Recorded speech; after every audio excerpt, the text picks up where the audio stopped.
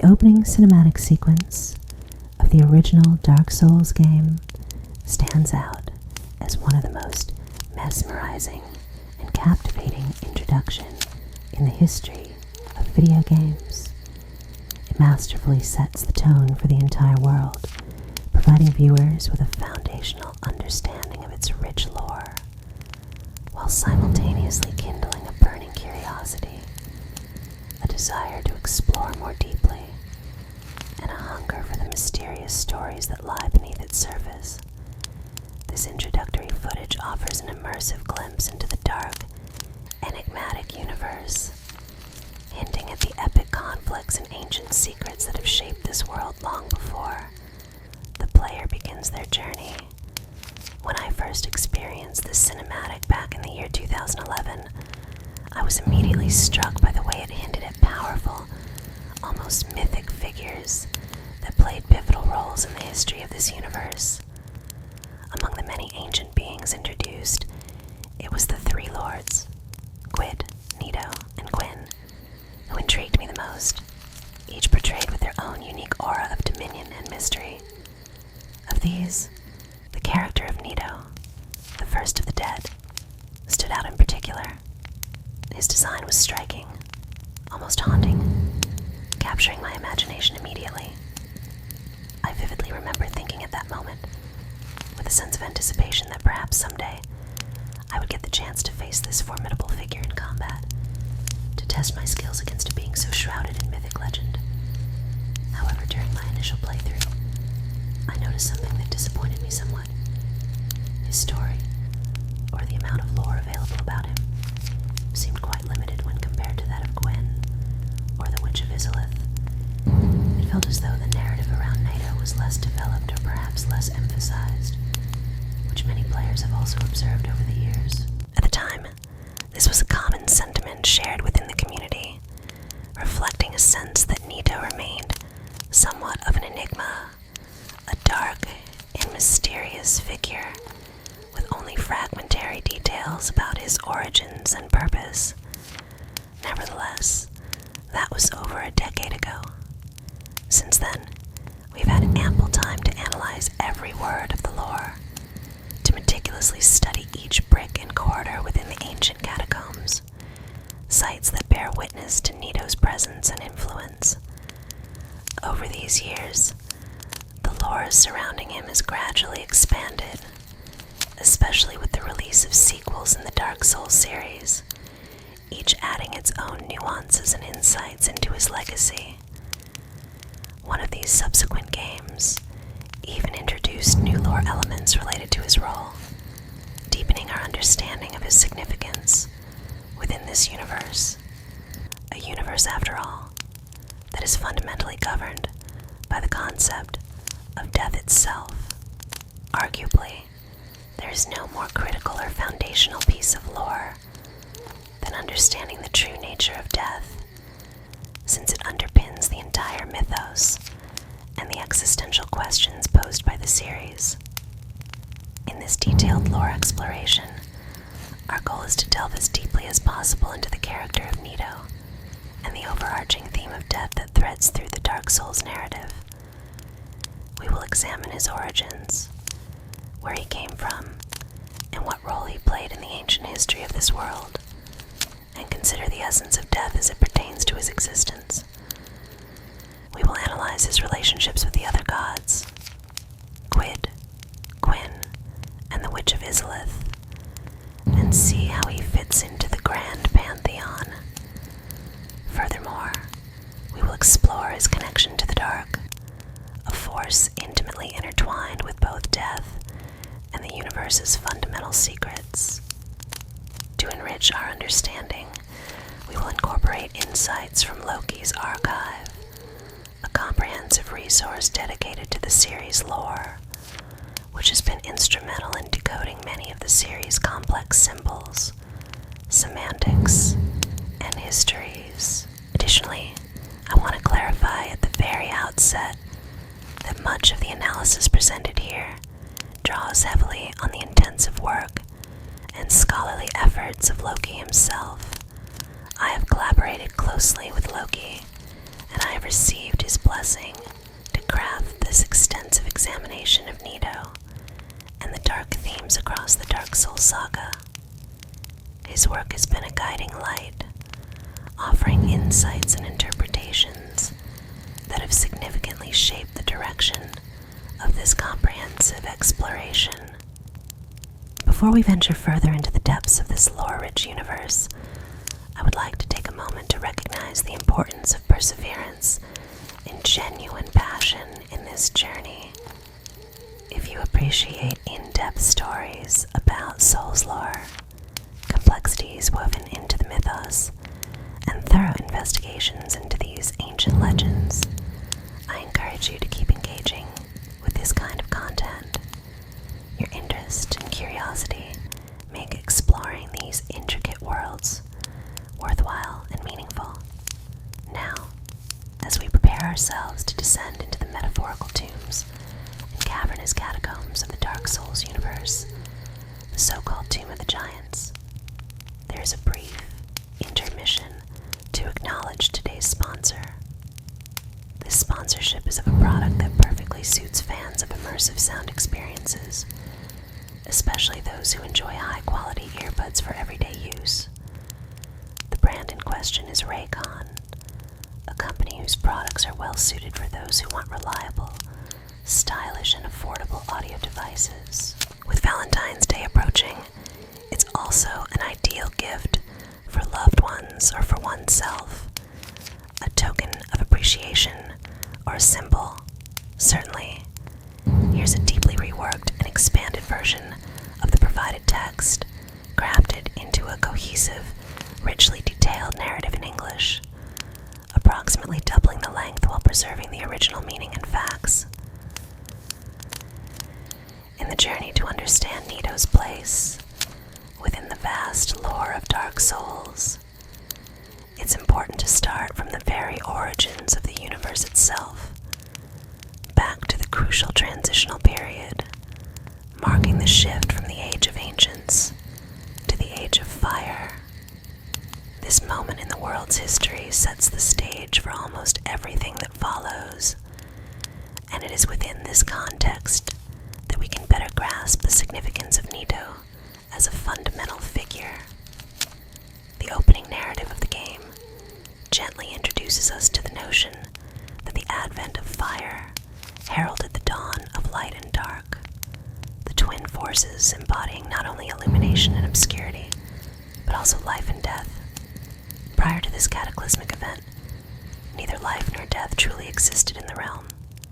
Instead, the world was a vast, unchanging expanse, populated by ancient dragons and crystalline minerals, entities that simply persisted without the concepts of growth or decline. They were immutable, undying in their eternal stagnation, neither alive nor dead, existing as static stones, mineral beings that neither changed nor evolved, unaffected by the passage of time. It was only when fire came into the world that change became possible, bringing with it the notions of vitality and mortality, of endings and beginnings. Before fire, the universe was characterized by a kind of perpetual state of inert existence, lacking the fundamental processes that define living beings. No birth, no growth, no decay, no eventual demise. The world in this early era was static, a place where nothing truly happened, where the principles of development and regression had yet to unfold.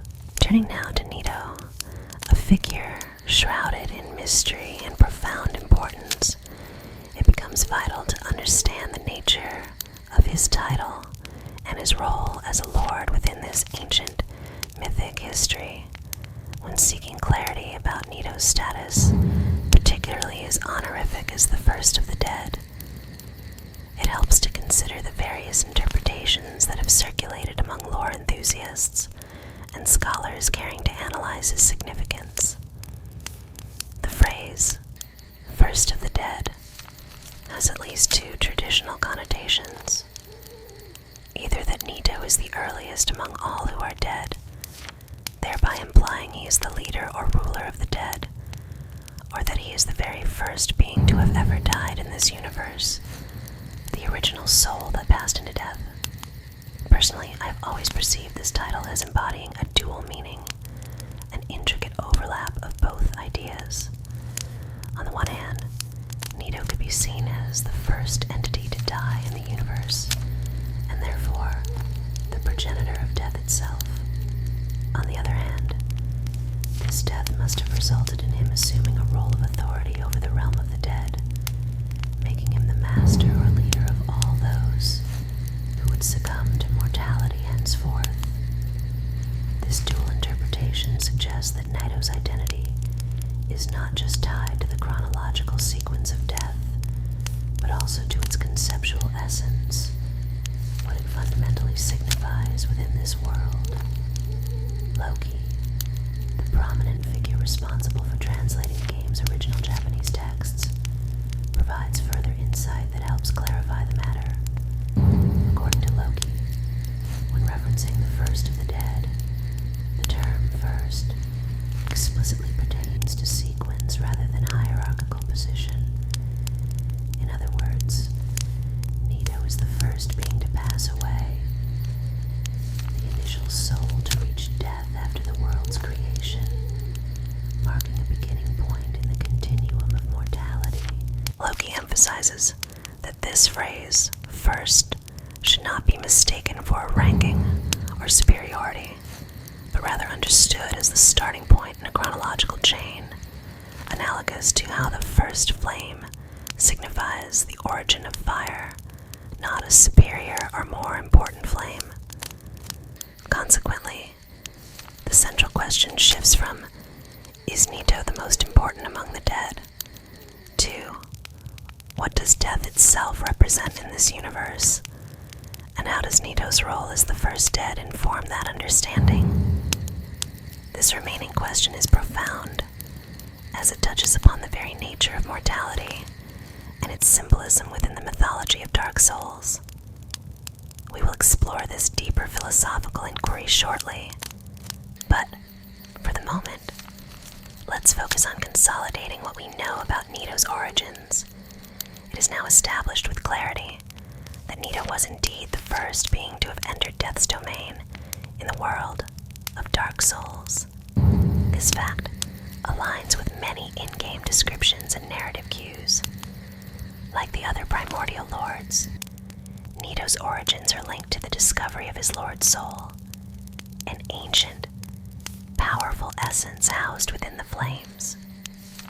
By uncovering this soul, Nito gained access to the embodiment of death itself, thereby becoming the first being to embody that finality, and in doing so, paved the way for death to become an independent force within the universe.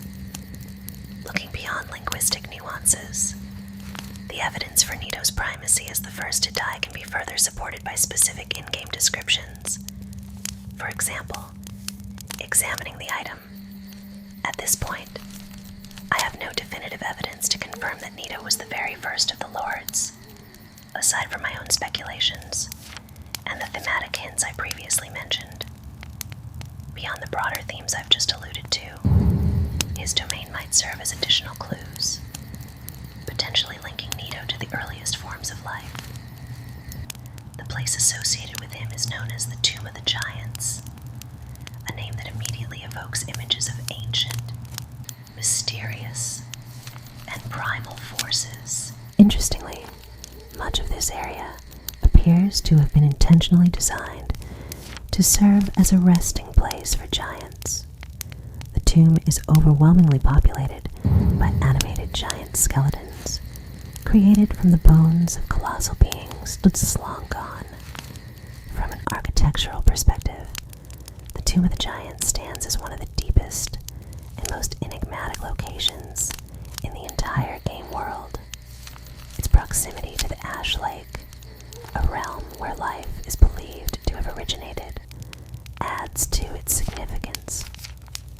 According to the opening cinematic, Ash Lake represents the primordial cradle of creation, a place where life first took root and began to evolve.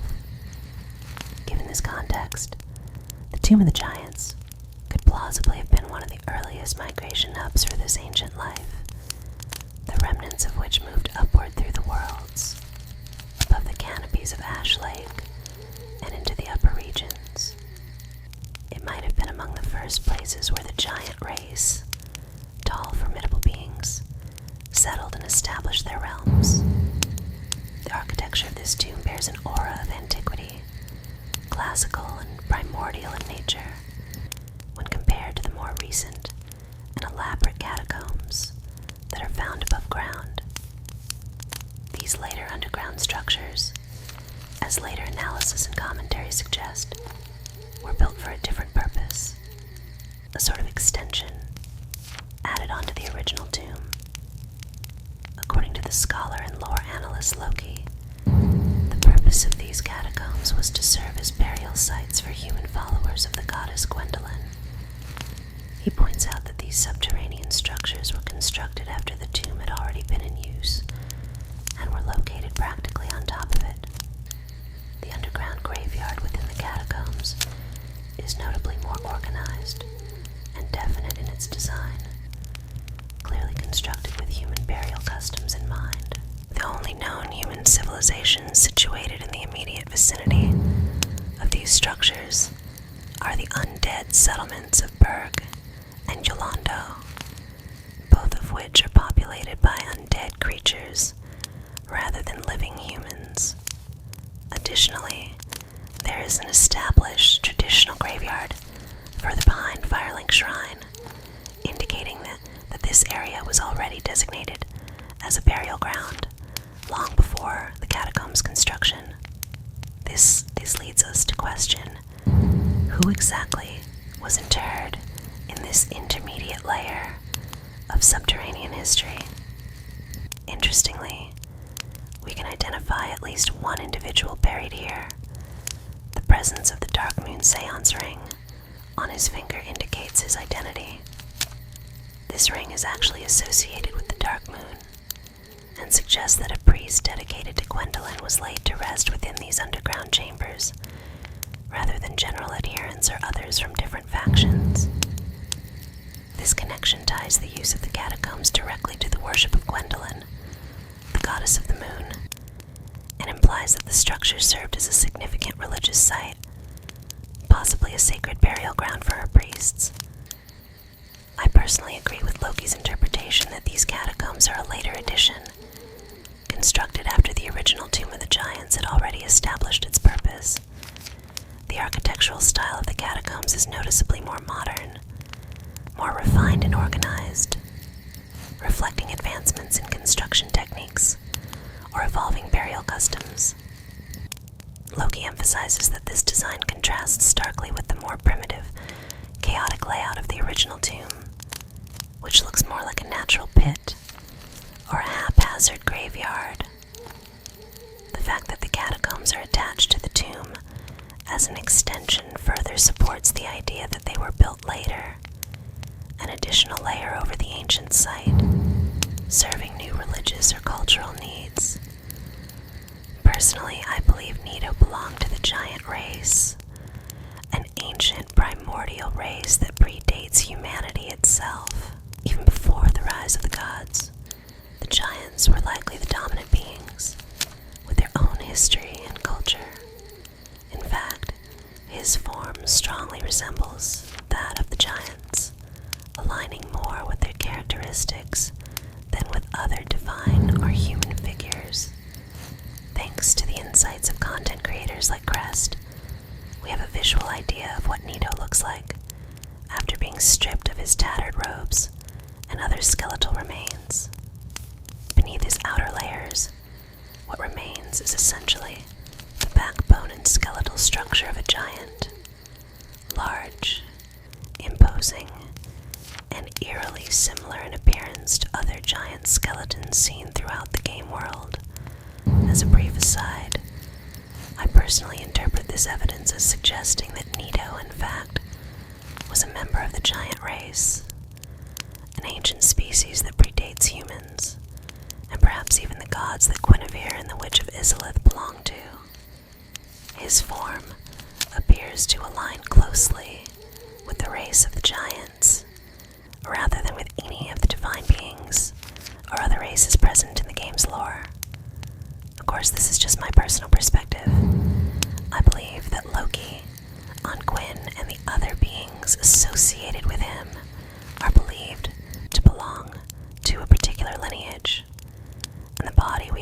is theirs is commonly understood to be a manifestation of Gwyn's immense necromantic powers.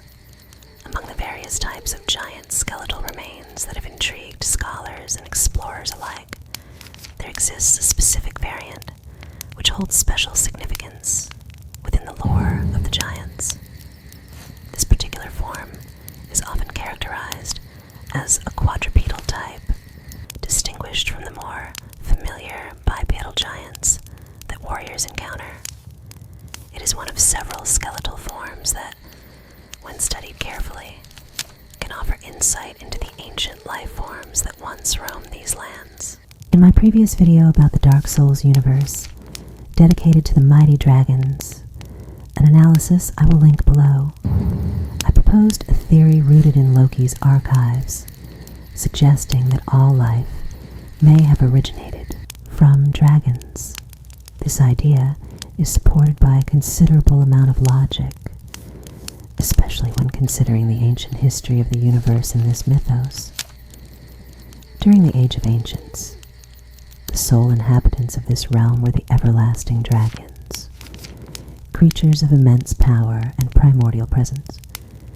As the forces of life, death, and disparity began to emerge, accompanied by the awakening of the first flames, these ancient dragons became afflicted by the curse of mortality and change. Over countless generations, they evolved into what we now recognize as the lesser dragonkin, such as the drakes seen in the Valley of the Drakes, or the wyverns encountered in Dark Souls 3. Regarding the origins of humanity and the giants, Loki's hypothesis suggests a close evolutionary relationship. According to his analysis, both humans and giants are merely offshoots, descendant lineages, that diverged from the original dragon stock over vast stretches of time. These new branches of life emerged through a long process of gradual evolution, spanning thousands of years and thousands more generations. Loki's examination of skeletal remains found within the tomb, known as the Tomb of the Giants, furthers this idea. These bones, unlike the large skeletal forms we typically face in battles, display features that set them apart. They resemble serpentine figures in their overall shape, with notable distinctions. Loki describes them as a third type of skeleton, something different from both the standard giant skeletons and the more primitive or ancestral forms. While they still retain a humanoid shape, their skulls are markedly different. What was once a pronounced jaw has become elongated into a snout, and the teeth have transformed into terrifying sharp fangs. The skull itself has become slightly elongated, giving these creatures a distinctly serpentine appearance.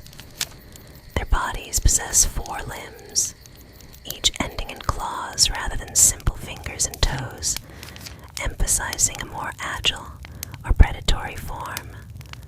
Loki further asserts that the beast skeleton, which we encounter as a form of ancestor in this mythic lineage, serves as a transitional link between the modern giants and these serpentine humanoids. The latter appear to have gone extinct as the giant lineage evolved into their current bipedal form. This evolutionary path likely traces back to serpents, perhaps even directly to dragons, implying a shared ancestry rooted in serpentine creatures. Whether one agrees with this theory or not, it is undeniable that the quadruped variants, with their sharply pointed fangs and crouched postures, evoke a strong association with primates or other early ancestors of humanity. These skeletal remains seem to reinforce the idea that the tomb serves as a resting place for the earliest ancestors of mankind. Considering the sheer age of Nito's domain and the antiquity of these fossils, a familiar motif persists throughout fantasy and myth. Giants are often depicted as the first beings to exist before the rise of gods or civilizations. They are typically portrayed as enormous and somewhat primitive, embodying the raw, unrefined forces of creation. It is perhaps no coincidence that the giants in Dark Souls, massive, awe-inspiring figures, could reflect this archetype. In Norse mythology, for example, giants, referred to as Jotnar, are considered the predecessors of the gods, originating from the chaotic primordial void. The first of these giants, Ymir, emerged from primordial chaos and is a symbol of the raw, unshaped world before order was established. Similarly, in Greek mythology, the giants or titans represented barbarism, chaos, and primitive strength, standing in contrast to the Olympian gods who embodied civilization, order, and culture. The transition from giant to god or human is often viewed as a metaphor for the evolution of civilization itself. It seems fitting that many elements within the Dark Souls universe draw from this mythic tradition. The giants, massive primordial beings, can be seen as embodying the ancient forces that preceded the current order, which was ultimately shaped by gods or heroic figures. One could reasonably surmise that Gwyn's story and the history of the giants are fundamentally rooted in these archetypal notions of primal power giving way to civilization, hinting at a mythic cycle of chaos and order that underpins the entire lore. In the grand tapestry of myth and legend, it is often tempting to draw parallels between revered figures and divine entities, elevating their stature through analogy. One could certainly compare the mighty deity of old, Olympus, to the high beings or powerful figures of a different universe. Following this line of thought, it becomes plausible to extend the analogy further, equating the giants of one realm with the legendary figures found in darker fantasy worlds, such as the Dark Souls universe. In such comparisons, many giants appear as mere servants or prisoners, primarily enslaved by gods who are portrayed as crude and simplistic entities, lacking nuance or complexity. Within this context, the blacksmith giant, a particularly notable figure, often exhibits a childlike demeanor, giving him an air of innocence or simplicity amidst the grandeur of his surroundings. At the same time, the character of Hawkeye Gold reveals that some giants harbor sharp, intelligent minds, demonstrating that not all are merely brute servants. Some possess a keen awareness or cleverness that belies their outward appearance. Despite this, their captivity or exile is subtly emphasized through their imprisonment, hinting at their exclusion from the progress and civilization of the modern world. In the mythos of this universe, a new pantheon of gods has gradually replaced the primordial giants. This transition symbolizes a shift from the old order to a new divine regime, which leaves many of the giants as relics or prisoners of the past. These giants, once mighty beings of great strength and importance, are now reduced to enslaved figures, their true nature obscured by the dominance of the newer gods. This narrative continues to highlight a recurring theme: the suppression of ancient powers and the rise of a new divine hierarchy, which often entails the marginalization or imprisonment of the original giants. Turning our focus to Nito, the first of the dead, we observe a character whose journey to sovereignty and power begins with his claiming of the Lord's soul. To understand his significance, we might examine the description of this pivotal item, his soul, and explore what it reveals about his role in this mythic universe. The soul of Gravelord Nito, also known as the Lord of the Dead, was discovered at the dawn of the Age of Fire, a period symbolizing the birth of civilizations, powers, and ancient conflicts. The soul is described as the most potent among the various souls associated with the age, confirming Nito's exceptional importance in the cosmic hierarchy. According to the lore, the Lord Soul of Nito is responsible for overseeing death itself, governing the passage of all kinds of beings into the afterlife or oblivion. Its formidable power is so immense that it can fully nourish and empower the Lord Vessel, an entity that embodies Nito, despite the fact that much of this power has already been dedicated or offered to death, perhaps symbolizing the universal surrender of life to the realm of the dead. The key aspect that stands out in this description is the statement that much of its energy has already been offered to death. This phrase suggests that Nito's power over death is rooted directly in his possession of the Lord's soul, which was once part of a larger, primordial force associated with mortality. Here, a compelling question arises. Did Nito become the first dead by dying before any other being, thereby claiming the Lord's soul in his death? Or did he acquire the soul first, perhaps through some divine or cosmic act, and then by claiming it, he became dead himself? In most interpretations, the prevailing view has been that Nito claimed the soul and then transitioned into the state of being dead, an entity intertwined with death itself from the very inception of this mythic order. It is often assumed that Nito was the first of the dead, emerging at the dawn of the Age of Fire, and thus, death and Nito are almost synonymous. As long as death exists within this universe, Nito's presence is also implied, his existence a perpetual guardian or personification of death. Upon claiming the Lord's soul, he transformed into the entity we recognize as Nito today, the Lord of the Dead. It is this act, claiming the soul, that marks his ascent to his role as the supreme deathly power that begins to administer the inevitable end of all beings in this world. Of course, these assumptions are based on interpretations and the available lore, and many fans and scholars alike debate the nuances of Nito's origins. The question of whether he died first or claimed the soul first remains open for discussion, inviting multiple perspectives and richer analysis. Personally, the idea that Nito claimed the soul first and then became dead resonates with the notion that divine or primordial entities often gain their power through direct acts of acquisition and transformation, rather than simply existing as the first to die.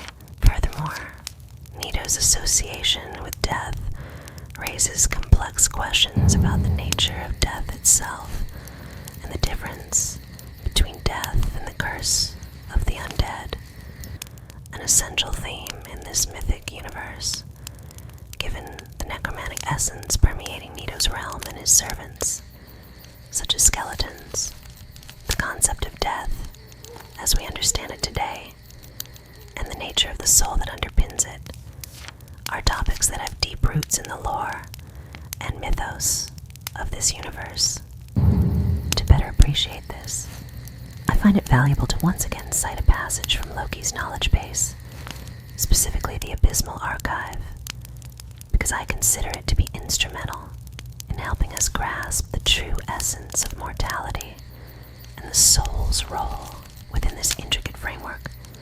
Loki eloquently elaborates that all living creatures, regardless of their form, inevitably age over time, progressing toward an ultimate point where death becomes unavoidable. When death finally claims a living being, what happens is that its physical body separates entirely from its soul.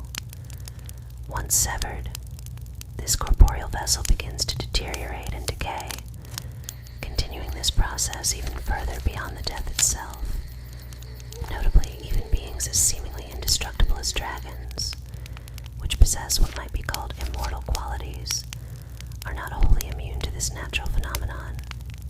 Instead, their considerable power over rock and stone, which delays or even prevents natural decay, is what allows them to temporarily resist the effects of aging and death but only as long as their foundational souls remain bound to their physical forms.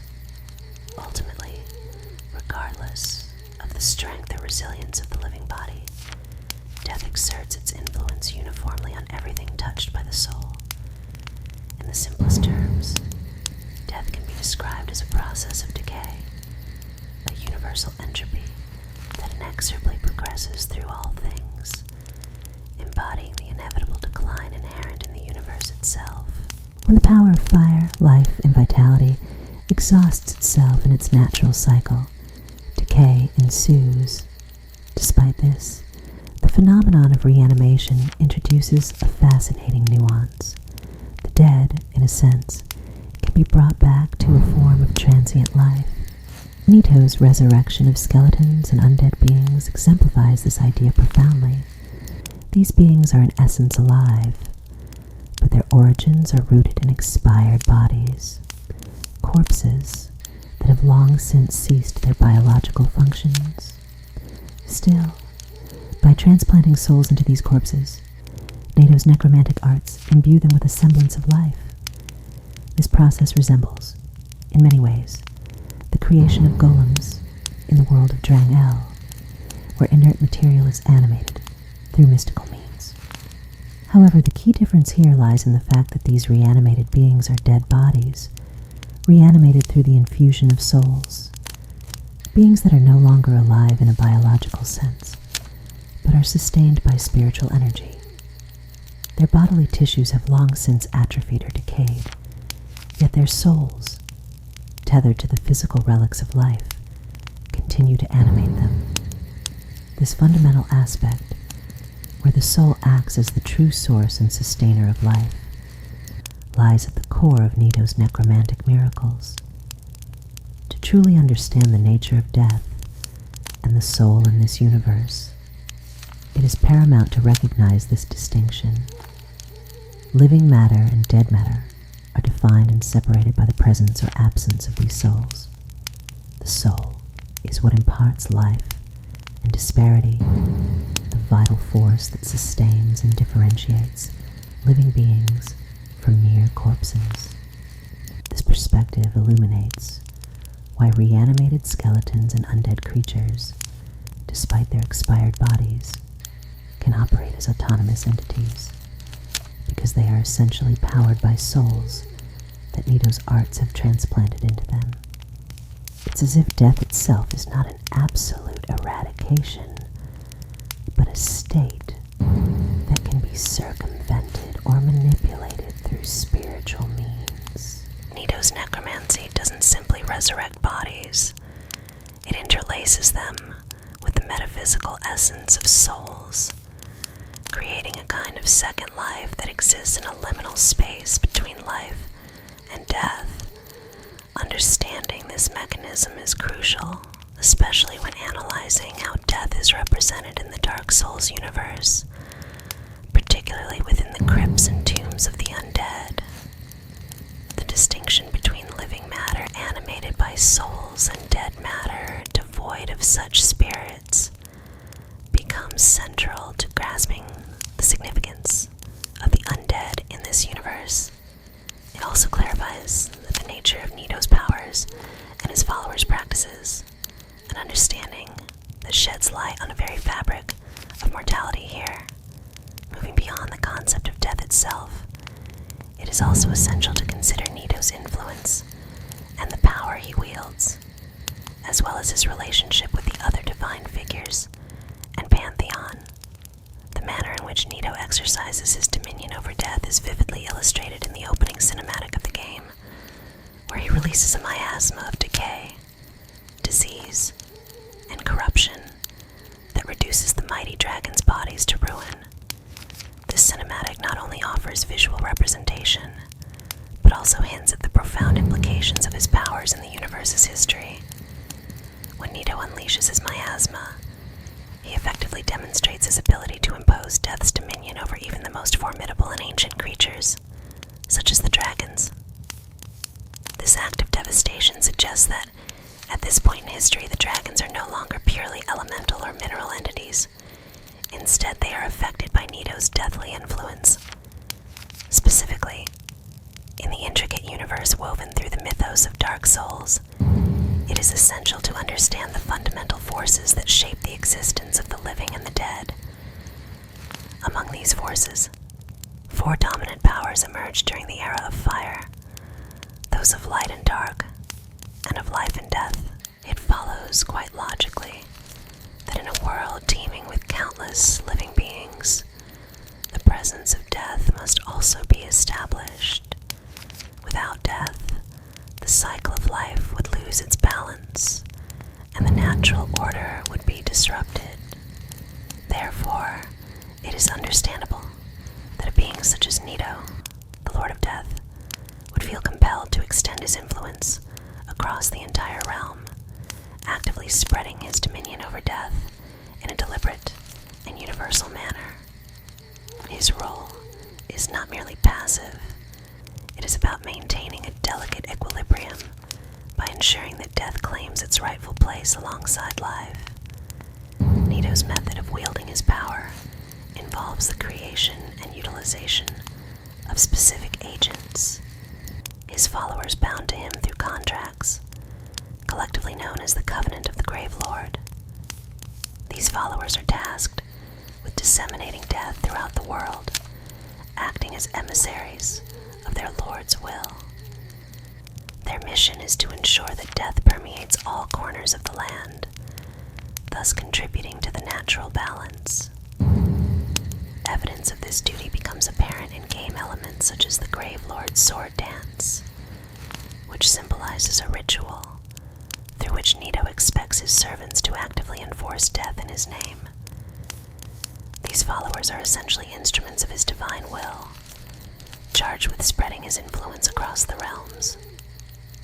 Further insight into this dissemination of death can be gleaned from the description of the Eyes of Death, artifacts associated with Nito's power. According to in-game item descriptions, these eyes are formidable and sinister tools capable of inciting destructive phenomena across neighboring worlds. They are described as the dreadful Eyes of Death, having the ability to bring disaster on distant worlds by attracting phantoms or spirits that are lured to the source of the eye's influence. Once these phantoms arrive, they can become victims themselves, and in doing so, the Eyes of Death multiply, leading to an ever-expanding proliferation of death's influence. This process demonstrates how the eyes serve as instruments of spreading death beyond the immediate world, impacting other worlds around it. The notion of multiple worlds or realms plays a significant role in the Dark Souls mythos. Although many may interpret it as a multiverse of parallel universes, the actual conceptual foundation is somewhat different, a nuanced idea that deserves detailed discussion. This concept was elaborated upon in a dedicated video examining the lore of Dark Souls, which I highly recommend for a deeper understanding. Essentially, the presence of multiple worlds in this universe is not due to the existence of many parallel realities. Instead, it arises from the stagnation of time itself, localized in specific regions, especially in areas close to the First Flame. For example, in Lordran, the flow of time is distorted. It does not operate uniformly across the entire world, but is instead warped and slowed within a particular zone. This localized time distortion is further supported by game mechanics and in-game descriptions. The White Soapstone, an item from Dark Souls I used for cooperative multiplayer, signifies that in Lordran, the flow of time is notably uneven. Its description indicates that the time here is distorted, meaning that this phenomenon is confined specifically to this region. Additionally, dialogue from characters such as Solaire reinforces the idea that this temporal irregularity is a localized anomaly. Solaire describes their world as a strange land, where the fabric of time itself is convoluted. Heroes from centuries past appear and disappear, and the passage of time seems warped or even suspended. The very fabric of the environment flickers and shifts, and relations between characters become obscure or uncertain. This suggests that the contact between or realms is not constant, but instead exists as a kind of fragile bridge, maintained through summoning and spiritual cooperation. The explanation for this temporal distortion lies in the influence of the fading first flame. Dark Souls' universe depicts such celestial phenomena as an ongoing cycle.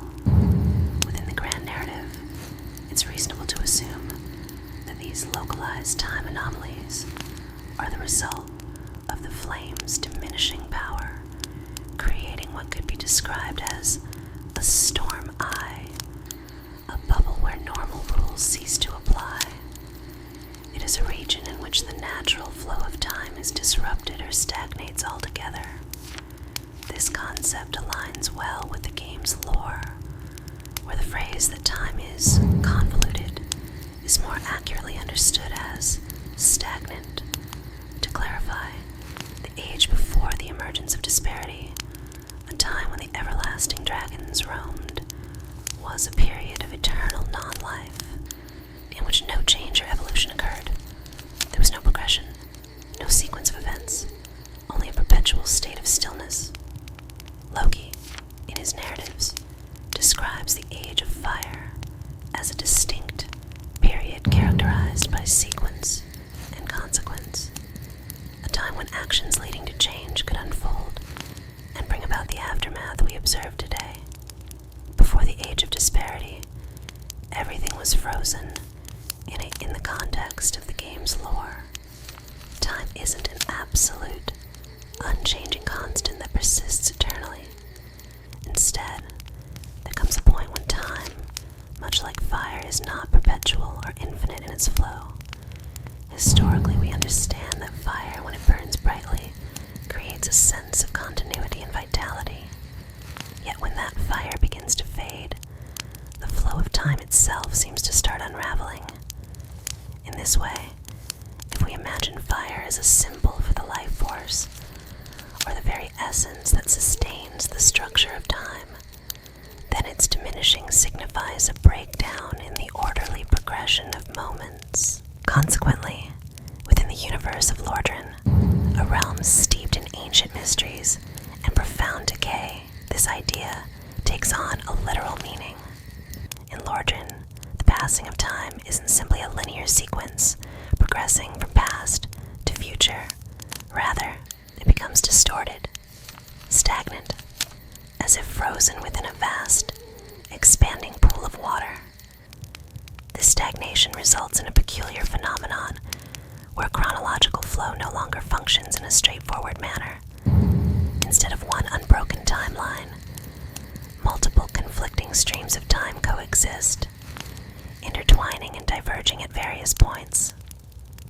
As a result, undead travelers wandering through Lordran may find themselves suddenly separated into distinct, parallel timelines, each with its own chronological flow. This disjointed nature of time produces bizarre and seemingly impossible events. A black iron terrace can be summoned into our world from a different epoch, only to be found lifeless in an ancient location shortly thereafter. Despite being long dead, the influence of these dead beings persists, because the fabric of time within Lordran has become unstable and fragmented. This peculiar temporal landscape allows for such paradoxes. For example, a body that is clearly deceased for many ages can still be summoned into the present moment, as if it belongs simultaneously to several time streams. The game's lore, and particularly the work of scholars and theorists, credit this phenomenon to the influence, or perhaps the remnants, of Loki's theories, which explore the possibility of multiple coexisting times within Lordran's realm.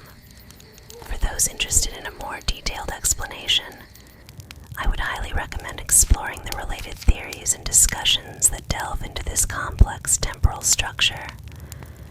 Understanding that multiple timelines are intertwined within Lordran enhances our comprehension of the mystical eyes of death. These eyes, which represent certain artifacts or phenomena associated with death and decay, seem to exploit this very fusion of stagnant and time streams.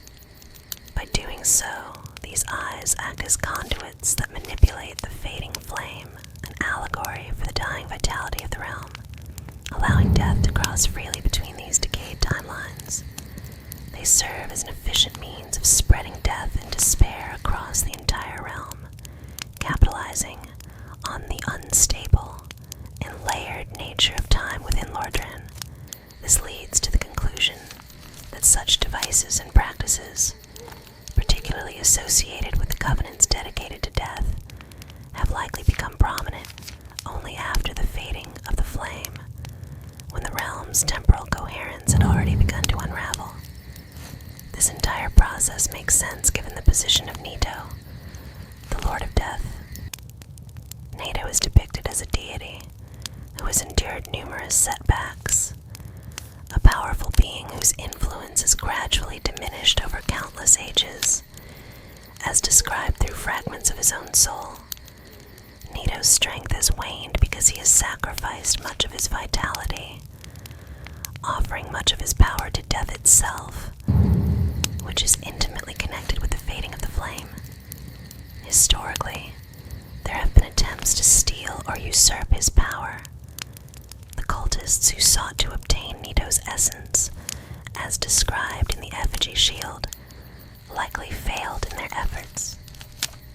Then, there was the instance of treachery involving the pinwheel, a figure who stole a fragment of Nito's strength, betraying him at a crucial moment. Moreover, it is reasonable to assume that a god of death like Nito would exert his influence predominantly during eras plagued by undead curses, when his power and position are most critical. This makes perfect sense, as his influence is perhaps strongest when the realm is overwhelmed by the curse and the rise of undead, conditions that threaten the balance of souls and death itself.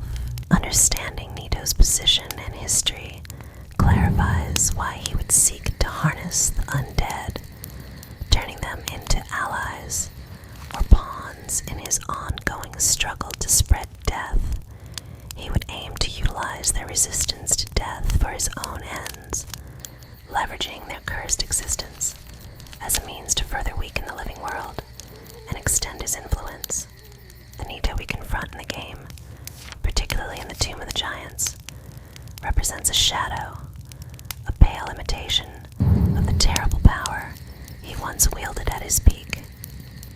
His current form and strength are significantly diminished compared to his former grandeur.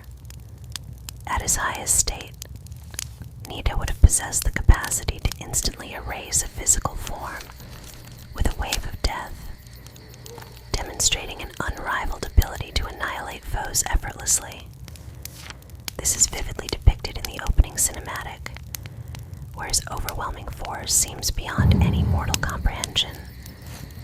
The detailed lore surrounding Nito strongly suggests that, for a significant period of time, it is presumed that at some point, Gwyn would have approached Nito in an effort to establish a secret agreement, a pact designed to achieve a common, then perhaps mutually beneficial goal: the eradication of the dragons and the eventual domination of the world.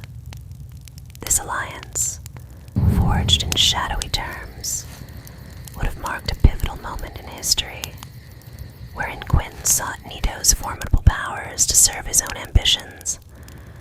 Nito, whose dark mastery over death was unsurpassed, apparently agreed to this arrangement, utilizing his immense control over mortality to systematically weaken and decay the bodies of the ancient dragons until they became semi-living husks, remnants of their former selves.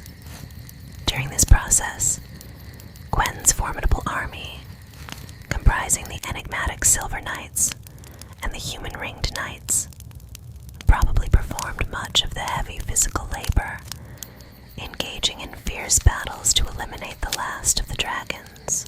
With the destructive task completed, Nito was then free to assume control over his dominion, the realm of the dead, while Gwyn and his forces retreated to rule from the exalted heights of Anarlundo, a legendary city of their own making. This division of power established a new order, where the Lord of Death held sway over the realm of souls, and Gwyn reigned over the living world, similar to the ancient Greek gods Hades and Zeus, who governed respectively the underworld and the heavens. Loki, the insightful observer and scholar of divine lore, offers intriguing hypotheses about the nature of Gwen and Nito's arrangement, especially when scrutinizing the types of the dead that Nito was charged with overseeing.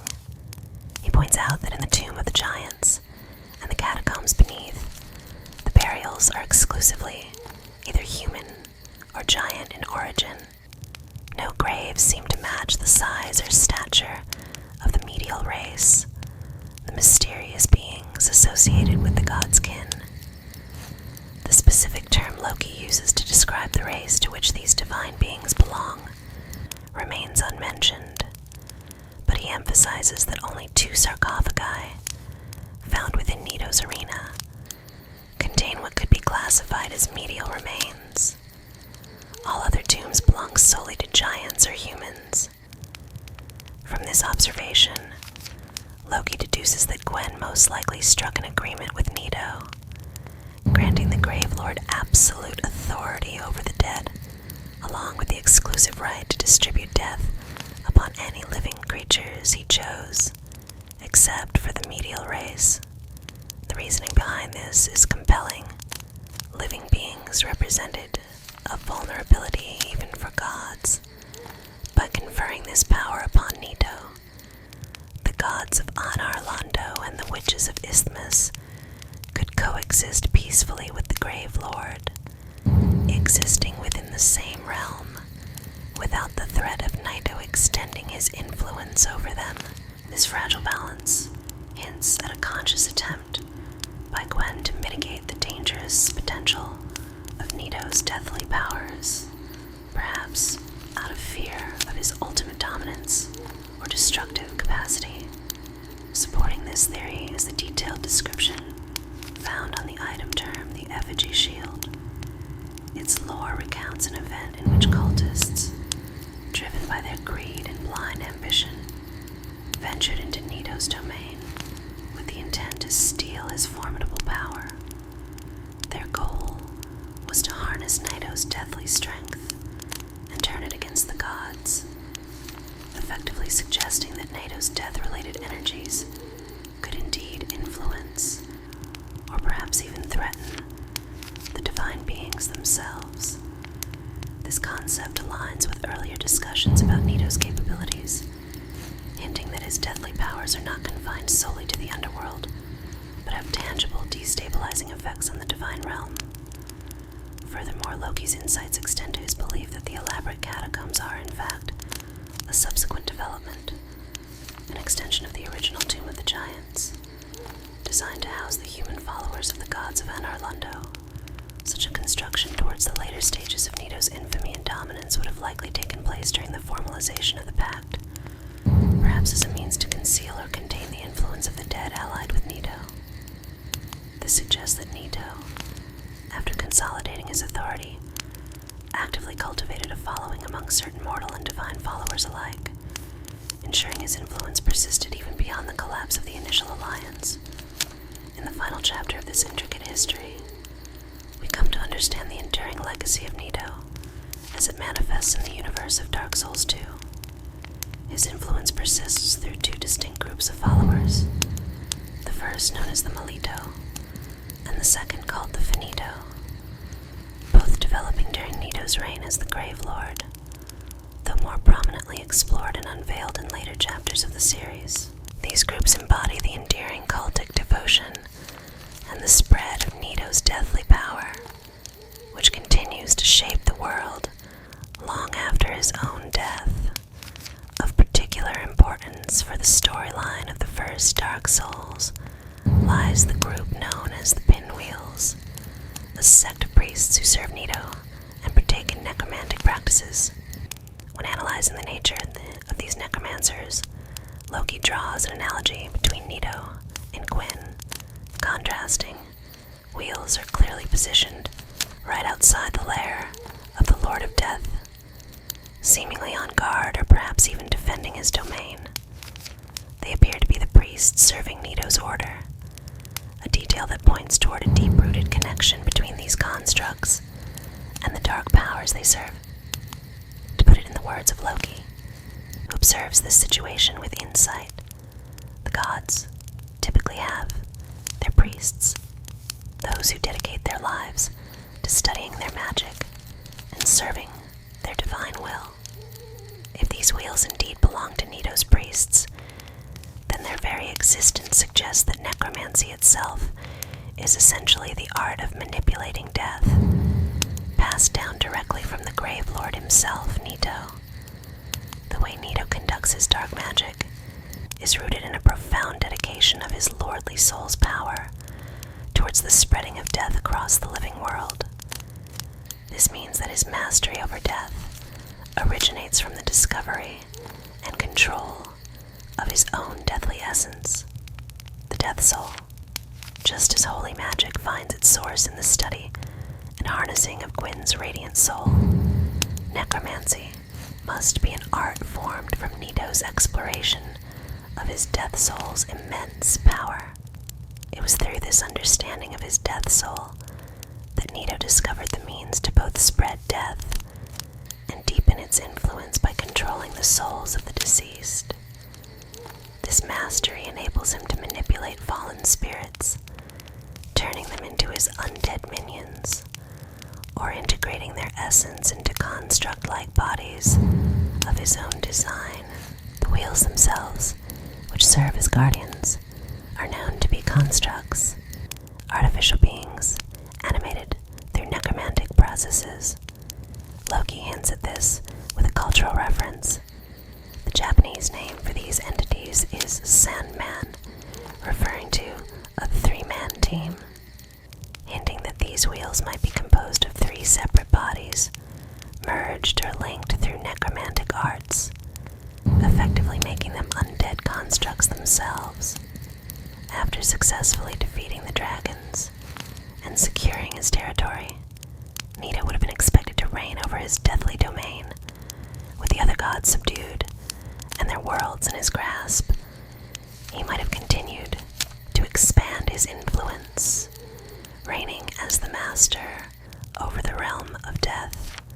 However, his plans were suddenly disrupted by a series of unforeseen events: the betrayal of the cultists, the theft of the wheels, and the subsequent rise of the undead.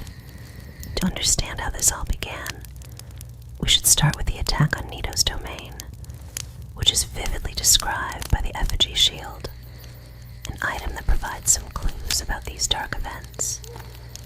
The shield bears an inscription recounting a bold and dark plot. In an audacious attempt to destroy the gods, the followers of the occult once sought to steal the power of the Grave Lord Nito, the first of the dead. This revelation is significant because it hints at deeper discontent and unrest within the divine order. Within a hidden chamber of Londo, an ancient city of the gods, there exists an occult club, a secret society whose members perhaps included Havel, or one of his followers. The presence of Havel's armor within this secret room suggests that he or someone loyal to him was involved in a conspiracy against the divine hierarchy. Whether this group was directly linked to the occultists who sought Nito's power remains uncertain. What's clear is that those who entered the Tomb of the Giants held the belief that the Grave Lord's mastery over death could be turned against the gods themselves, a dangerous notion that challenged divine authority. This effort to steal or even corrupt Nito's deathly powers points to a fundamental fear that even the gods, who normally command life and death, could themselves be vulnerable to the forces of decay and despair. As mentioned earlier, the power of death is a potent and dangerous dangerous force, one that even divine beings might have once been exposed to or manipulated by. The followers of the occult, although clearly aligned more with darkness and shadow, seem to have sought any conceivable tool or means that could be turned against the god's dominion. Their actions, ultimately, appear driven by a desire to subvert divine authority, to wrest control of death itself from the god's grasp.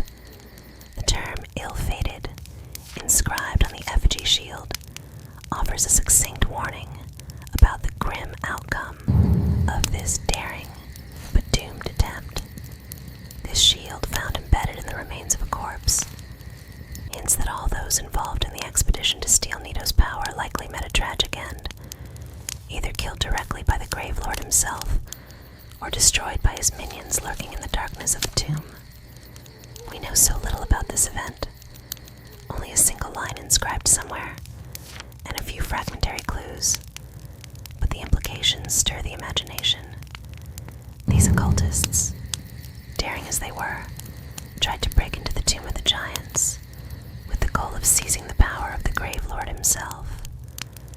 Their effort, driven by hubris, was doomed from the outset. Thus, this failed incursion underscores the formidable power of Nito and the peril faced by any who attempt to challenge or steal from his domain. In this particular instance, we observe that the character named Ord successfully managed to defend his authority and influence during a critical moment, a confrontation symbolized by the imagery of a spinning pinwheel.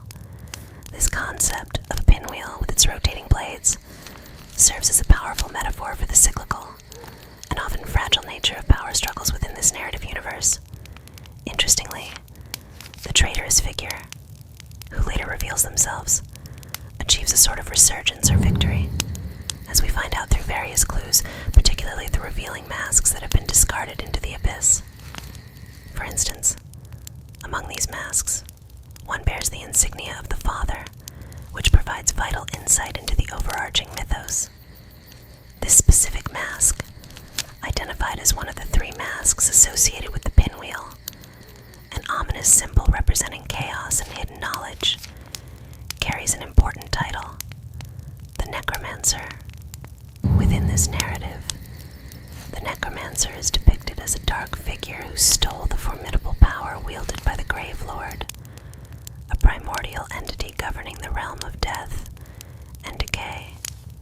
This particular mask, therefore, symbolizes the identity of the Valiant Father, a character of great significance, whose influence once extended over the mortal and spiritual worlds alike.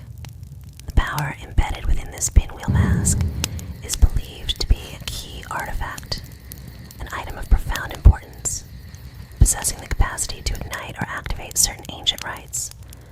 Among these, the rite of kindling stands out as a crucial ritual or ritualistic object that holds considerable intrigue within the text. If we accept the premise that the rite of kindling is, in essence, the stolen power of the Grave Lord, then this throws new light on the nature of this ritual. It could be perhaps a tool devised by Nito, an essential figure intended to hinder or impede the progress of the dark forces that threaten the world. This raises a fascinating possibility that Nito, the Lord of Death, may have developed the rite of kindling as a strategic instrument aimed not just at destruction, but at containment. In a sense, it could be understood as a means to combat the dark, a way to weaken its influence by awakening or fueling the flames of purity and light, thereby preventing it from spreading unchecked. Such an idea invites us to reconsider the initial associations often made between the Whitebeard factions and their goals, as they frequently focus on claiming and harnessing this power through expeditions and divine manipulations. Furthermore, this alignment with the White faction is complicated by the fact that their objectives appear intertwined with those of certain dark powers. They engage in actions such as claiming sacred artifacts that may be seen as part of a broader, more complex strategy involving sacrifice and manipulation of the undead. Given their focused pursuit of the power and their apparent dominance in the expeditions to recover such relics, it's apparent that the White faction's intentions are not entirely pure or straightforward. Adding to this complexity, we recall that Nito, the primordial Lord of Death, had at some point formed alliances, even tenuous, with other influential figures, such as Guinevere, or conflicting factions. The decline of the fire, symbolizing the fading of life or divine favor, alongside the rising tide of the undead, poses a mutual threat to both Neo and Gwyn. This parallels the broader theme of decay and renewal, illustrating how the extinction of one power can simultaneously serve as a catalyst for chaos. An intriguing interpretation by a figure named Loki sheds further light on how Nito could have devised such a powerful tool. Loki describes an image from an item menu, a graphic depiction showing a single piece of humanity curled over, apparently writhing in pain, while a flickering flame burns nearby. This scene suggests that offering human souls, each a fragment of their consciousness, into the bonfire causes the flame and its healing properties to grow. Essentially, by consecrating humanity in this fiery ritual, one extracts its heat, its vital energy, and channels it into facilitating the power of the Estus flask, a symbol of healing and renewal. Loki interprets this ceremony as a form of sacrificial ritual that involves offering a fragment of the dark soul, the very essence of death and decay, in order to empower the flames. If the soul represents an origin of life itself, then destroying it would be an act firmly within the domain of the Grave Lord, who presides over the cycle of death and rebirth. This process signifies that Nito, by creating this method, provided a way to eliminate or drown the darkness inside humans, essentially drowning the dark within in a blaze of sacred fire. From this perspective, it becomes compelling to think that the Lord of Death, Nito, mastered the art of combining light and darkness, wielding fire as an instrument to destroy the dark aspects within living beings. The fact that he created such a method of destruction suggests a profound understanding of how light could be utilized to counteract the darkness, and perhaps even to purify it. The strategy, according to this interpretation, was to drown the many centuries have now elapsed since the days of Lord Souls, and as history moves forward, the once glorious presence of the four great lords has faded into mere historical mention, remembered fleetingly in the corridors of time. Yet, despite their diminished visibility and influence, the profound power contained within the Lord Souls themselves remains unmistakably evident. Their legacy has persisted throughout ages, shaping and influencing the development of civilizations, institutions, and cultural norms long after these divine beings have retreated from the world's direct governance. This enduring impact stands as a powerful testament to the immense strength and significance of the Lord's Souls, a testament that can be clearly observed in the architecture and societal structures that have developed in this later era, generations after the dominance of the ancient gods. To illustrate this, one need only look at the towering structures such as High's Tower of Flame. This magnificent edifice clearly bears the marks of its origins, serving as a kind of offshoot from an earlier civilization, possibly even directly descended from the once proud society of Arondo. While it no longer strictly adheres to the original beliefs and principles that once guided its ancestors, there are unmistakable echoes of that past present in its design and purpose. Instead of wielding the blades associated with the dark moon, the current guardians have adopted a more straightforward symbol: blue sentinels. These figures, also descendants of the original warriors, carry out their duties diligently, yet they seem to have forgotten much of the purpose and the deeper motives that once drove their predecessors. One of the most captivating details about the history of High's Tower of Flame is a particular observation shared by the scholar Loki in his writings. In his analysis of the falcon-headed statues found dispersed throughout this area, Loki points out that these statues are, in essence, representations of Gwyn, the figure associated with the sun and light. Over time, their presentation is subtly changed, but the essence remains intact. These figures strike the same pose as the ancient statue of Gwyn, which was once found in the city of Arondo. Instead of Gwyn's original appearance, these new statues feature a falcon's head, likely a symbolic nod to the sun god Ra, an ancient deity revered in various mythologies. Loki suggests that, through this evolution, the statue has come to symbolize a generalized sun god, rather than the specific figure of Gwyn himself. Over many generations, the original identity has been blurred, leaving behind a universal symbol of solar power and light, detaching it gradually from its initial divine association. Meanwhile, the legacy of Nito, the Lord of Death, seems to have persisted beyond his mortal days, extending into the present through the influence of his followers and acolytes. Evidence suggests that Nito's teachings and original spirit did not entirely die with him. Beyond the direct followers referred to as the pinwheels, who seem to have been taught directly by Nito, there are others who continue to carry his dark significance forward, hinting at a broader, more enduring heritage.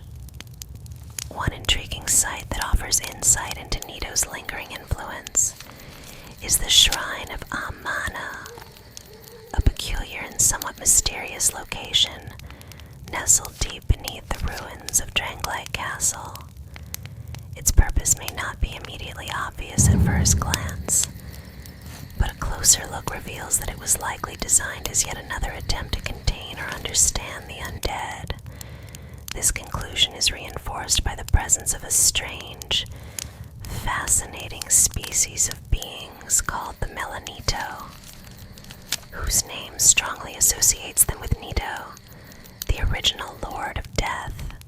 Engaging with these creatures provides us with a rare window into their origins and role within this shadowy world. The Melanito, when questioned, offer insight into their purpose, revealing that they are named the Melanito, and their own names are essentially interchangeable, symbols of their collective identity. They admit to knowing nothing of the world beyond their confined space, stating that they have existed here forever, singing an eternal song in honor of those who bear death and darkness within their very essence. They explain quite simply that they have been here for eternity and do not require knowledge of any other realm. These beings speak of little ones, small creatures that are said to have been born from the great dead one himself. Nito, the Melanito, recount that their entire purpose was taught to them by the great dead one, with whom they share a divine connection. According to their account, they sing in a manner that causes the little ones to dance or move rhythmically, an image that has sparked many interpretations. It is my understanding, and one supported by many scholars of this world, that these little ones could indeed be the tiny golden sparkles that float above the heads of the crawling undead, creatures found within this very area. These shimmering motes of light have long been thought to symbolize the remnants of Nito's deathly influence, floating above the undead as a sort of divine or cursed marker of their existence.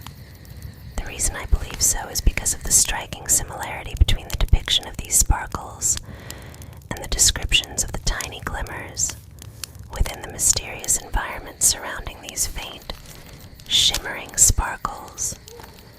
The crawlers remain entirely passive, moving with a kind of eerie calm. Nito explained to us that when the small, delicate figures, or the little ones, begin to dance, this act produces a sense of solace and serenity for those who harbor death and darkness deep within their souls. It seems that their dance serves as a soothing ritual, a gentle offering meant to ease the pain and unrest caused by the shadows lurking inside these creatures. In my understanding, this is the core reason why I refer to these crawling beings as the undead, a term derived from the way Nito described them as entities bearing death and darkness within, implying a connection to the hollowed or spectral remnants of the once living. Their presence in this sacred place points toward a deeper, perhaps even symbolic purpose. The entire shrine appears to be a site dedicated to nullifying or countering hollowing, a curse that turns living beings into empty shells of darkness. Proceeding further into this area, we encounter another shrine, distinguished by a central bonfire that crackles with flickering flames, seemingly devoted to the Lord of Death. Its skeletal motifs and the presence of a Nito attendant reinforce this impression. The design suggests an homage or dedicated worship toward death itself. The bonfire's significance is underscored by its name, the Rise of the Dead, highlighting a thematic link to death's dominion. This strongly indicates that this shrine is closely associated with Nito, the primordial Lord of Death, embodying the power of bones, decay, and the end of life. The purpose of this sacred site appears to revolve around reversing the hollowing process, an attempt to restore individuals back from their cursed state. The altar might channel the potent forces of death and fire to achieve this reversal, perhaps drawing from the same mystical energy we previously discussed when examining the ritual of kindling. During that discussion, it was suggested that a figure like Neo was able to utilize fire itself to oppose and counteract the effects of the dark soul, effectively burning it away within the flames. This process of purification through fire aligns with the conceptual power vested in this shrine and its flames. What adds further intrigue is the presence of several pyromancers dressed in the characteristic garb of the Great Swamp, gathered around the burning shrine. The question that naturally arises is, what is their role here? Are they guardians actively defending this sacred site? Or are they fallen hollows, individuals who once sought its power for their own purposes, perhaps hoping to reverse the undead curse through its flames? Both possibilities are plausible. These pyromancers could be either protectors or opportunists, entranced by the hypnotic song of the Nito and the mysterious energies emanating from the shrine. However, considering an alternative scenario, it's conceivable that these pyromancers might have entered into an informal pact with the Nito, forming a sort of alliance to defend this area. Perhaps they share a common reverence for the old pantheon, venerating the Mother of Chaos, the Witch of Isth, as a divine figure. If so, they could be motivated by a desire to safeguard this ancient shrine dedicated to the primordial deities, aligning their actions with a broader spiritual or mystical purpose, rooted in chaos and destruction. This hypothesis might seem far-fetched, but remains a valid interpretation, especially when considering the complex web of allegiances and beliefs that permeate this universe. Overall, the Shrine of Amana seems deeply intertwined with the Stranglay and its relentless efforts to counteract the rise of the undead curse, an issue tied closely to Vendrick and Alia's historical attempts at suppression. The Melanito claim to have been here forever, yet whether this is a literal eternity in this particular place, or an allegorical statement about their long existence in the world, appears to be a matter of debate. Given the location's proximity to Dranglite Castle and its surrounding lands, it's nearly certain that the current infrastructural layout of the shrine was constructed by Vendrick himself. It's reasonable to believe that Vendrick intended to harness the Melanito's dark, arcane energies to fight the encroaching darkness, a hope that explains why an imprisoned Melanito resides within the tower near Dry Lake Castle, seemingly subjected to interrogation, experimentation, or containment. Whatever the purpose behind her imprisonment, it undoubtedly involved her formidable mastery over the dark, possibly to learn how her powers could be controlled or manipulated. In addition, the Shrine of Ammana functions as an effective wall or buffer against the forces of darkness and the undead, acting as a protective barrier that maintains the delicate balance within the region. This strategic role was observed and suggested by a thoughtful Reddit user known as Better Korea, who proposed that Vendrick may have viewed the Melanito as a crucial tool to keep corrupting dark creatures, such as Hollows and even Nishandra, out of the sacred undead crypt. By focusing on this defensive purpose, the reason he chooses to flee to that particular location, the place we now refer to as the Undead Crypt, is rooted in his awareness of its unique defensive qualities. He understands that within this crypt lies a shrine dedicated to Ammana, a sacred artifact serving as a powerful buffer, a protective barrier that offers him a chance to escape from Nandra's grasp. This shrine acts as a sanctuary, a safeguard that could potentially shield him from the pursuing forces or threats lurking outside. As we will explore further in our discussion, the Undead Crypt also appears to function as a sort of containment zone, a place where the undead, which are often fearsome and restless, are kept subdued. It is a domain where these spectral beings, often hostile or aggressive, are lulled into a kind of slumber, their restless spirits kept in check. This containment is likely reinforced by the presence of the Mana Shrine, which could serve as an additional safeguard, ensuring that no one can venture out of the crypt or disturb the fragile balance maintained there. What makes this even more intriguing is the fact that these beings, creatures primarily created and shaped by Nito himself, are not just mindless monsters. They seem to be constructed with an awareness of darkness and a concern for its management. These undead creatures, bound by Nito's influence and legacy, appear somewhat conscious of their purpose, serving as tools or guardians in the ongoing struggle with dark forces. Indeed, Nito's legacy persists notably within the depths of the Undead Crypt, a location seemingly designed not just for containing death, but also for granting repose to the dead. As the name indicates, this site aims to secure the peaceful rest of those who have passed away, acting as a sanctuary where the deceased can settle into their final state without disturbance. Its overarching purpose is to hold the undead in check, preventing them from wandering freely and causing chaos in the world of the living. This understanding is confirmed by the crypt's overseer, the grave warden named Agden. When we first step into the crypt, he introduces himself and provides insight into his role and the site's significance. Agden describes himself as the guardian of the crypt, a protector of the countless dead who find their final resting place here.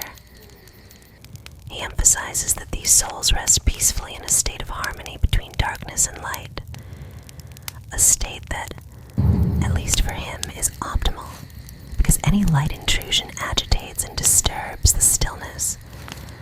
He explains that he himself is a Phyto, a race of beings with striking blue skin, among which he and the female priests, who are stationed near the entrance, are included.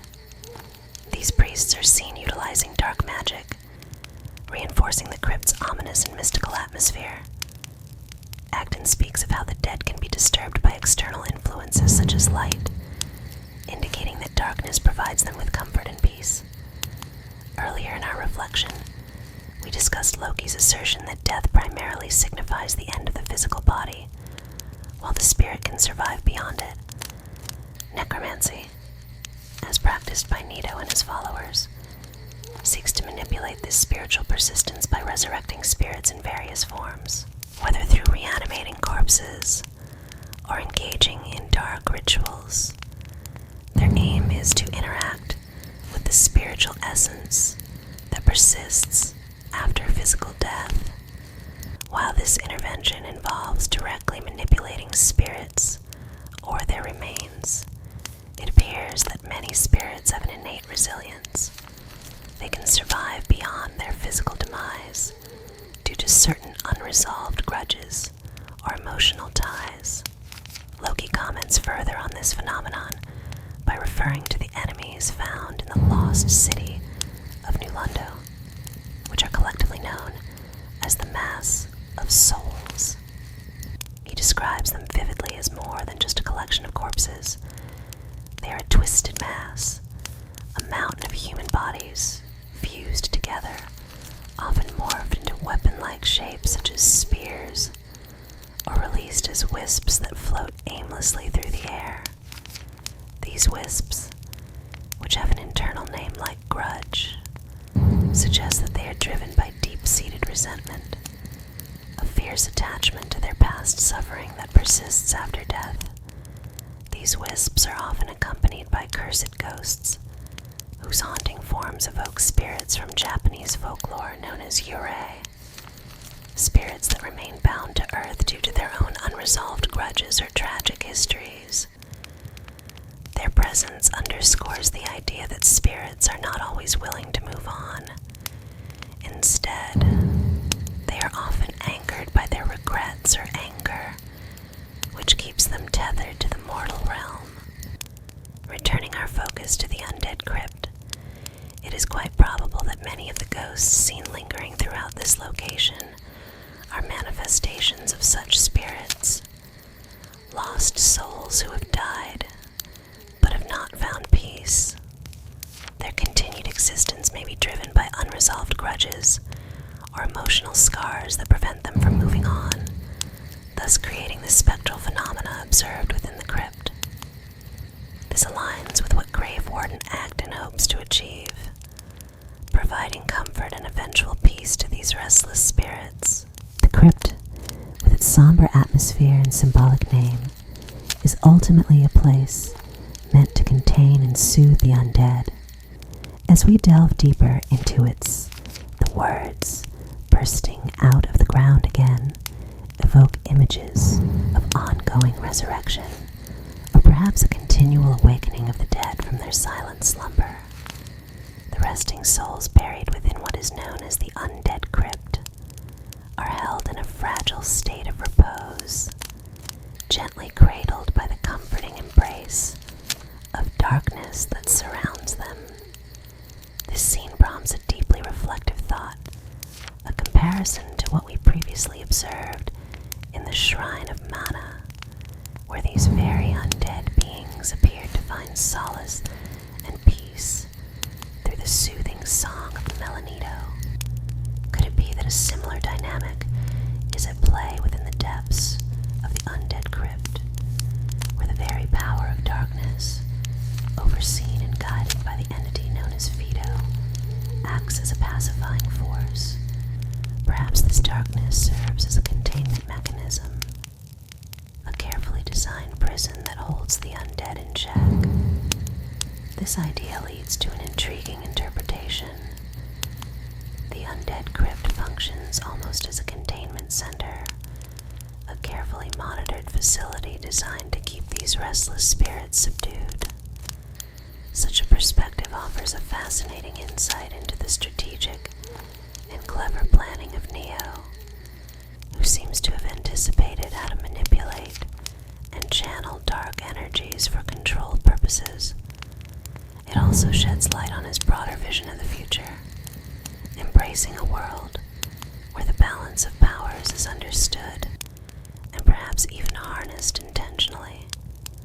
When considering Neo's later years, prior to his tragic demise at the hands of the chosen undead, this understanding of dark forces as a method of control reveals a layer of his complex thinking. Before concluding this reflection, it is impossible to ignore a crucial aspect of Neo's teachings. He instructed his followers not only to confront the dark, but to challenge it head-on and to question its nature. This raises a profound question. How does Nito, the Lord of Death, possess such a comprehensive understanding of darkness? The answer becomes apparent when we examine the followers of Nito, notably the phyto-priestesses who serve within the crypt. These priestesses greet visitors with a barrage of hexes, specifically volleying pursuer hexes, which are manifestations of dark magic. Such displays of power are direct evidence that these followers, in their rites and practices, wield magic that derives from the dark soul itself, illustrating a permeation of dark energies into their very beings.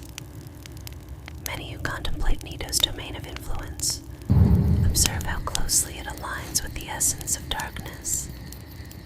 This alignment is striking because it underscores the singular relationship between Nito and the concept of death. Nito's domain is characterized by an unusual and complex partnership with darkness, a subject that Loki, the insightful scholar, has dissected thoroughly. Loki notes that Nito holds a unique and somewhat paradoxical position within the pantheon of divine entities. His role as the Grave Lord involves overseeing interference with life and death, often involving acts reminiscent of the dark invasions that extend beyond the mortal realm to invade other worlds. These invasions serve the purpose of stripping humanity of its vital essence, its very soul, and thus forsaking its human qualities. Loki emphasizes that Nito's domain is enveloped in darkness, quite literally and figuratively. His aura of death is depicted in the game through a visual motif, a black core surrounded by a white outline, similar in appearance to human representation of humanity itself. Interestingly, Orlando's holy magic functions as a countermeasure to dark influences, guarding against necromancy and the powers associated with darkness and death. For instance, Orlando's magic can negate both agents of dark magic and even the undead, illustrating a clear opposition. This thematic contrast extends naturally into the comparison of Nito's powers with other dark forces. Nito's influence, like that of the pygmy's dark soul, appears inherently similar, perhaps even complementary, functioning as a force of consequence within the cosmic balance of powers. When plotting these forces, such as light and darkness, life and death, on a spectrum, it becomes evident that they occupy opposite ends. Light and life are generally associated with fire, warmth, and vitality, while darkness and death lack these fiery qualities, tending toward absence and oblivion. Loki's analysis, as is often the case, strikes at the core of this dichotomy. He posits that within the universe's intricate balance, the soul of Isth and the soul of Qui, representing life and light respectively, likely stand opposed to Nito's deathly and darkly inclined soul of the pygmy. Death and darkness, in Loki's view, are two sides of the same coin, silent, passive, and inherently yin in nature. They embody a universe where one side cannot truly exist without its counterpart, much like the principles of yin and yang. Yet, despite their close relationship, death cannot merely exist in perpetual darkness without consequence. Darkness, being a force of potential obliteration, can consume all in its path, leaving only the void behind. If the dark were to dominate completely and bring about oblivion, Nito's realm would collapse, and life itself would cease. This relationship helps to explain Neo's nuanced stance toward darkness. He recognizes in the realm of dark souls the concept of closeness, of deep, almost intrinsic connection, can be vividly illustrated through the art of forging seemingly unrelated items from a single, once living soul. For example, in Dark Souls decode, there exists a powerful hex spell called Numbness, as well as a formidable weapon known as the Crypt Black Sword. These two objects, though fundamentally different in their purpose and form, both originate from the same core essence, the old, dead soul of a single entity. The Hex of Numbness, in particular, offers a fascinating insight into how dark energy can be harnessed to induce a state of numbness, perhaps not just physically, but existentially. Its description suggests that it draws its power directly from the dark forces, creating a kind of paralysis or oblivion within the very fabric of one's being. This is reminiscent of the way the dark is used within the undead crypts, serving as a tool to lull the undead into an eternal slumber, far from the waking world. Such details symbolize how tightly intertwined the dark and the soul truly are, and shed light on the closeness of the dark to the figure of Nito, a character whose soul is, perhaps, more intimately connected to the dark soul than any other. After all, Nito, the very being associated with death and decay, ultimately shares a common root with the dark, the ultimate force that governs darkness and entropy itself. This connection brings us directly to the same divine entity who presided over the Tomb of the Giants, a place shrouded in an unnatural, almost eerie darkness. Unlike the natural gloom that might pervade other shadowed regions, the darkness within the Tomb of the Giants is clearly not organic.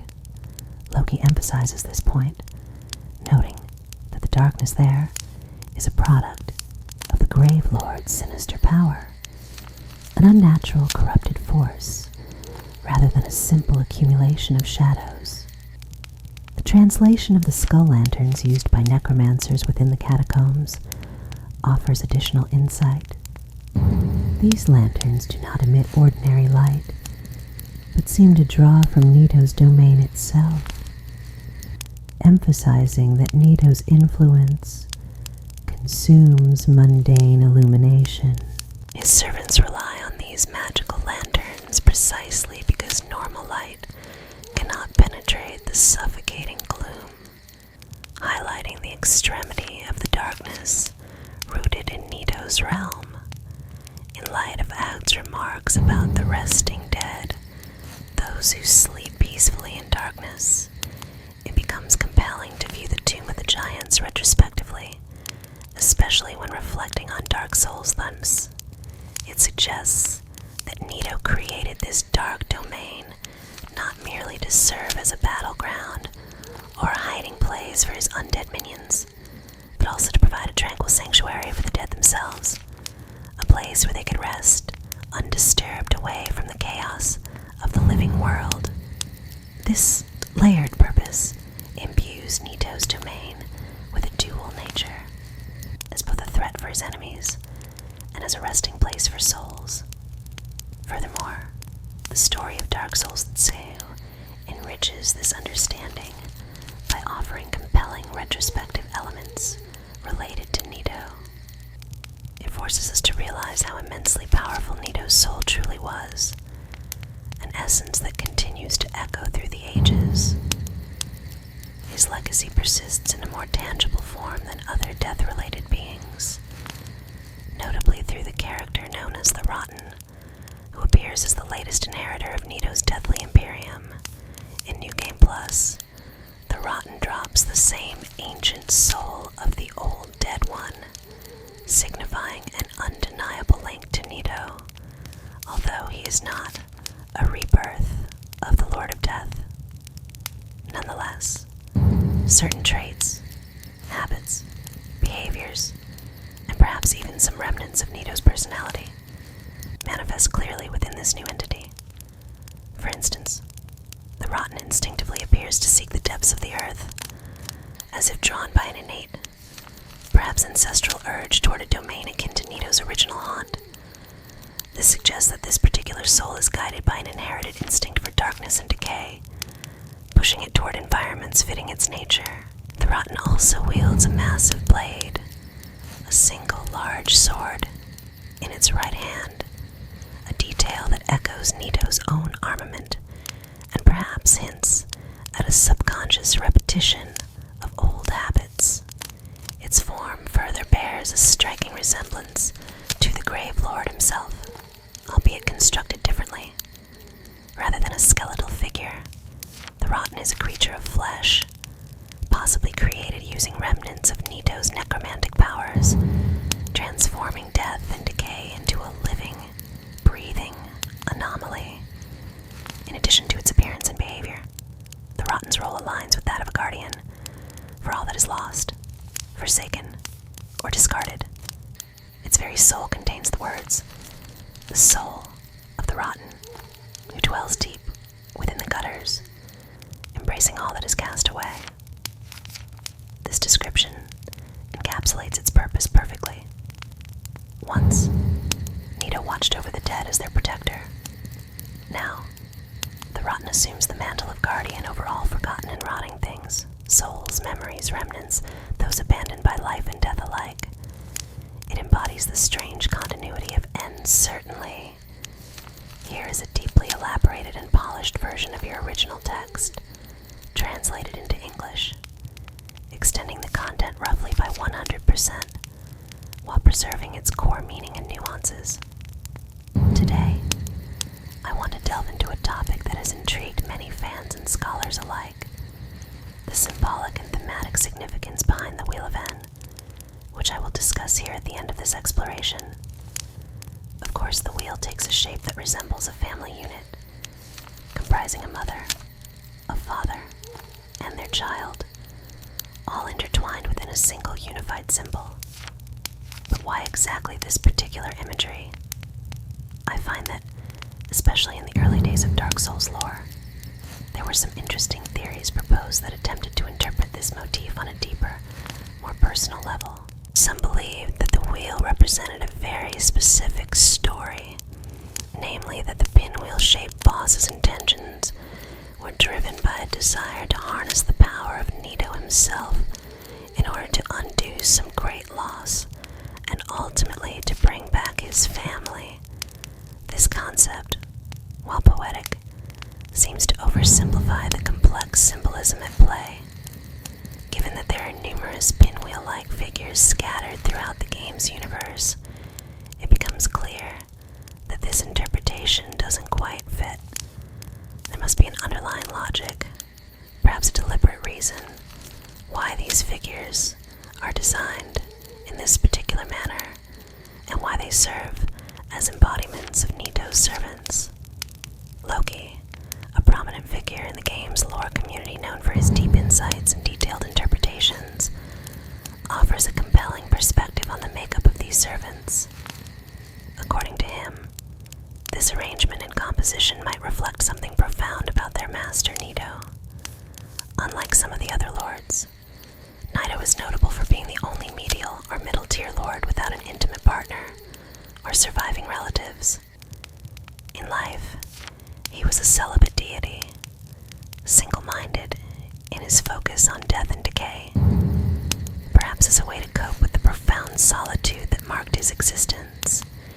His role as the god of death was solitary by necessity, yet in his embracing of death and and his relentless spread of it to others, we might see a form of solace, a way to forge a sense of belonging amid loneliness. This idea supports the notion that his servants, referred to in the game as kinsoku, a term that also denotes kin, household, or close family, are more than mere subordinates. They are, in a sense, a chosen family, a community united by the common purpose of representing his will and embodying his domain. The term kinsoku is often used to describe familiars or turned servants, such as vampires' thralls, which further amplifies their role as members of a familial hierarchy rather than just slaves or priests. I find this interpretation particularly compelling, especially when considering the symbolic importance of the key, a spiritual energy used within the game, applied to these servants. The key associated with the Grave Lord's servants seems to emphasize their status as part of his household, emphasizing connection and belonging rather than mere servitude. Perhaps this desire for family and kinship manifests in the design and symbolism behind the Rotten as well. The Rotten himself appears to embody a universal acceptance of all those cast out or discarded by the world above, outcasts, the broken, the unusual, or the deformed. The statues that inhabit the gulch, which many might dismiss as merely grotesque or unsettling, carry a deeper significance. For Nito, these figures are not just random objects. They represent those who are unloved or rejected by society, yet within his worldview, they belong to his domain and are welcomed with open arms. This inclusive attitude incites an intense, almost primal rage in him when one of these statues is shattered or destroyed. For him, the act of damaging these figures is akin to an attack on his very sense of kinship, his family, his community, those who finally find refuge within his domain. Such moments are especially telling about his nature. Nito is, at his core, a guardian figure. Despite his association with death, he is fundamentally a protector of his flock, those who are cast away or feared by the outside world. I think this perspective fits very well with what we know about Nito's character within the games. Although he is not explicitly called the Lord of Death in the traditional sense, his role is more nuanced. He watches over his flock, providing a form of sanctuary amid chaos and despair. His need for connection, for family, remains strong, and it persists into his new, skeletal form. This desire for belonging beyond the boundaries of life's chaos is perhaps one of the most touching aspects of his character. Despite being associated with death and decay, he embodies a sense of care for those who have been forsaken, turning his domain into a kind of refuge. In this light, Nito's followers become more than just servants. They are a family of sorts. This interpretation resonates deeply when considering the humble, yet profound symbolism behind the various elements used to depict them. They are part of his household,